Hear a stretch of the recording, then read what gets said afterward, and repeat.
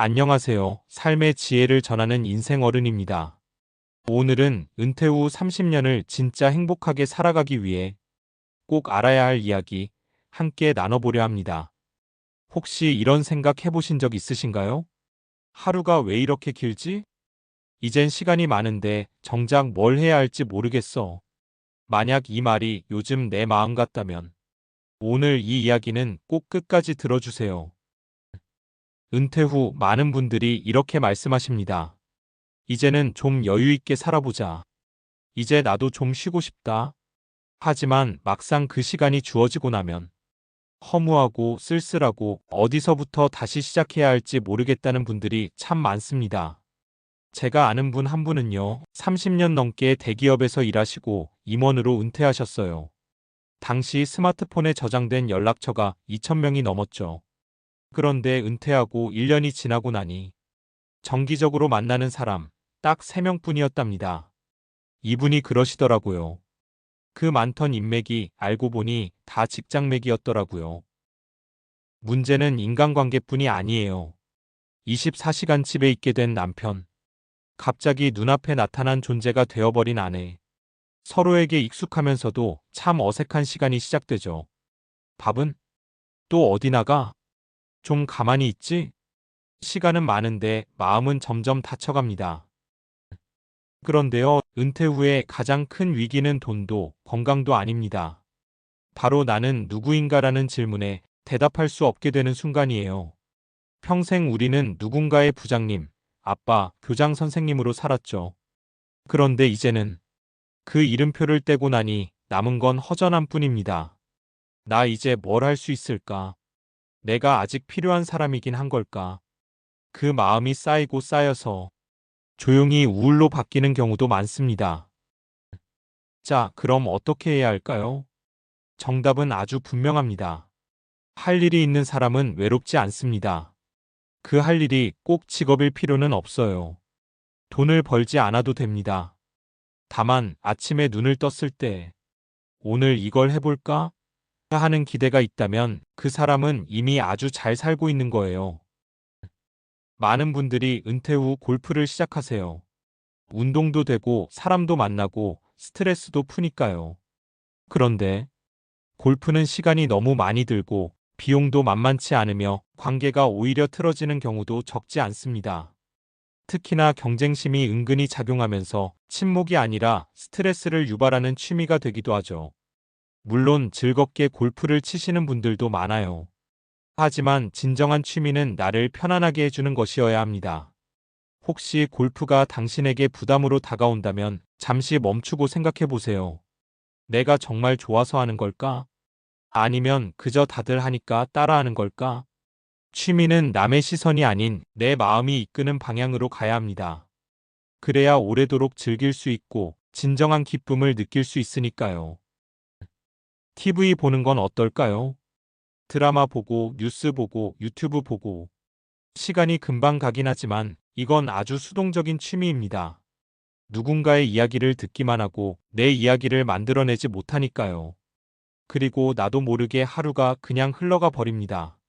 문제는 그게 전부가 아니라는 거예요.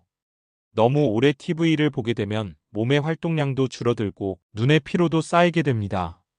특히 밤늦게까지 화면을 보면 수면의 질이 떨어지고 다음날 컨디션까지 안 좋아지는 악순환이 생기죠. 그리고 더 중요한 것은 심리적인 면이에요. TV나 스마트폰 속 화려한 콘텐츠를 계속 소비하다 보면 실제 내 삶은 재미없게 느껴질 수 있습니다. 남들의 완벽한 삶, 화려한 이야기들을 보면서 무의식적으로 비교하게 되고 그러다 보면 자존감이 낮아지는 경우도 많아요. 물론 적당한 휴식을 위한 TV 시청은 필요합니다. 하지만 나를 채우는 취미가 아닌 나를 비우는 시간이 되지 않도록 주의해야 해요. 그래서 오늘 저는 한 가지를 추천드리려 합니다. 정말 많은 사람들의 삶을 바꾸고 의미 있는 시간을 만들어준 그리고 돈도 거의 들지 않는 최고의 취미. 바로 독서입니다. 에이, 나이 들어서 무슨 책이야. 눈도 안 좋고 집중도 안 되는데. 이렇게 말씀하실 수 있어요. 그래서 저는 10족 독서법을 제안드리려 합니다.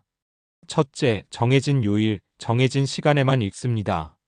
예를 들어 매주 토요일 오전 10시 도서관이나 서점에 가는 거죠. 둘째, 한 권을 다 읽으려고 하지 마세요. 그날 고른 책 10권, 각 책에서 10쪽씩만 읽는 겁니다. 딱 100쪽? 셋째, 마음에 드는 문장 한 줄을 적어 오세요. 핸드폰 메모장에 써도 좋고 노트에 손으로 적는 것도 좋아요. 넷째, 그 문장을 일주일 동안 곱씹어 보세요. 대화 중에 써먹어도 좋고 하루에 한 번 소리내어 읽는 것도 좋습니다. 이렇게 10쪽씩 읽고 한 줄을 외우고 그 문장에 내 감정을 담다 보면 조금씩 내 마음이 다시 살아납니다. 글이 예뻐지고 생각이 깊어지고 표정이 부드러워져요. 마치 오랫동안 잠들어 있던 감성이 깨어나는 것 같아요. 처음엔 어색했던 책 읽기가 점점 기다려지는 시간이 됩니다. 주변 사람들과 나눌 대화도 풍부해지고요. 그리고 무엇보다 내 안에 있던 궁금증들이 하나둘 답을 찾기 시작해요. 나는 어떤 사람인가? 앞으로 무엇을 하며 살고 싶은가? 이런 질문들에 스스로 답을 찾아가는 여정이 시작되는 거죠. 책 속에서 만난 다양한 삶의 모습들이 나의 새로운 가능성을 열어줍니다. 그렇게 하루하루 내 인생의 새 챕터가 써져가는 겁니다. 왜 독서가 최고일까요? 1. 돈이 거의 들지 않아요. 공공도서관은 무료로 이용할 수 있고 중고서점에서는 2,000원부터 책을 구할 수 있어요. 전자책은 월 9,900원 정도의 구독료로 무제한 이용이 가능하죠. 하루 커피 한 잔 값으로 한 달 독서가 가능한 셈입니다. 골프처럼 장비나 회원권 등의 비용 부담이 전혀 없답니다. 2. 혼자 할 수 있어요. 누구의 도움이나 동의 없이도 언제든 시작할 수 있어요. 카페에서, 침대에서, 심지어 버스 안에서도 책을 펼칠 수 있죠. 친구나 가족이 바쁜 경우에도 전혀 문제되지 않습니다. 다른 취미와 달리 장소의 제약도 거의 없어요. 특히 전자책이나 오디오북을 활용하면 더욱 자유롭게 즐길 수 있답니다. 3. 뇌 건강에도 좋습니다. 독서는 치매 위험을 35%까지 낮춘다는 연구 결과가 있어요. 읽고 생각하는 과정이 뇌의 새로운 연결망을 만들어내기 때문이죠. 특히 소설을 읽으면 공감 능력이 향상되고 스트레스가 감소한다고 해요. 어르신들의 경우 주 3회 30분씩 책 읽기만으로도 인지 기능이 눈에 띄게 좋아진답니다. 4. 다른 취미로 연결되기도 해요.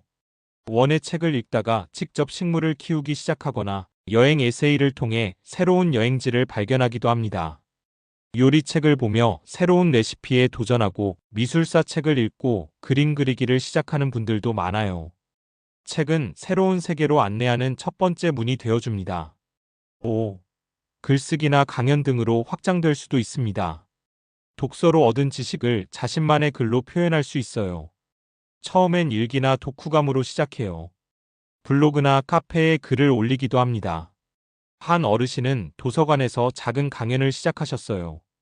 또 다른 분은 손주들을 위한 동화책을 직접 쓰셨죠. 이렇게 읽기에서 창작으로 발전할 수 있습니다. 책을 읽는 순간 우리는 더 이상 혼자가 아닙니다. 누군가의 생각과 감정이 나에게 도착하는 경험. 그게 책이 주는 가장 큰 선물입니다. 책 속에서 나는 새로운 친구를 만납니다. 때로는 수백 년 전의 위인과 대화하기도 하죠. 그들의 지혜가 내 마음에 스며듭니다. 어제와 다른 오늘의 나를 발견하게 됩니다. 책은 삶의 모든 순간에 함께합니다. 기쁠 때는 더 깊은 기쁨을 선물하고 슬플 때는 위로가 되어줍니다. 혼란스러울 때는 길을 알려주는 나침반이 되죠. 책 속에서 나는 더 넓은 세상을 봅니다. 내 삶의 의미를 찾게 됩니다. 그리고 무엇보다 나 자신을 더 깊이 이해하게 됩니다. 책은 마음의 거울이 되어줍니다. 그리고 읽는 것을 넘어 나만의 문장을 쓰기 시작하면 그때부터는 진짜로 인생이 달라집니다. 혹시 지금 우울한 기분에 자주 빠지신다면 한 가지만 꼭 실천해 보세요. 첫 번째, 매일 나가서 걷기. 딱 30분만이라도 좋습니다. 밖에 나가서 바람을 맞고 햇빛을 보고 세상을 한번 바라보는 거예요. 그걸 꾸준히 하다 보면 자연스럽게 내가 좋아하는 것이 보이기 시작합니다. 그리고 두 번째, 사소해 보여도 괜찮습니다. 그림을 그려도 좋고, 악기를 배워도 좋고, 글을 써도 꽃을 키워도 뭔가를 만드는 것도 좋아요. 중요한 건 이게 나다운가? 라는 물음이에요. 내가 몰입할 수 있고 매일 조금씩 성장하는 느낌이 든다면 그게 바로 최고의 취미입니다. 여러분, 은퇴는 끝이 아닙니다. 진짜 나로 살아가는 두 번째 인생의 시작이에요. 당신의 이름으로 살아가는 삶. 세상이 아니라 나를 중심에 둔 삶. 그 시작은 독서로도 충분합니다. 오늘 이 이야기가 마음에 남으셨다면 지금 당장 내일 오전 10시에 뭘 할지 하나만 적어보세요. 도서관에 가서 책을 10쪽 읽기, 공원 산책 30분 하기, 복지관 프로그램 하나 살펴보기. 이 작고 사소한 시작이 당신의 나머지 인생을 바꿔줄 수 있습니다. 지금까지 인생어른이었습니다. 우리 모두의 황혼이 황금빛으로 물들기를 진심으로 바랍니다. 감사합니다.